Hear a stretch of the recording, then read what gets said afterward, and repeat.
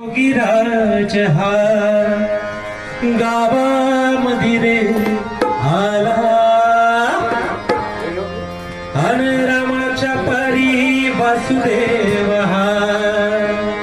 जागवितो लोकांना आणि उठा उठारा गावकऱ्यांनो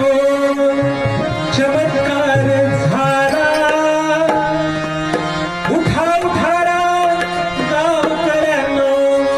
चमत्कार झाला आणि स्वामी समर्थ आला हो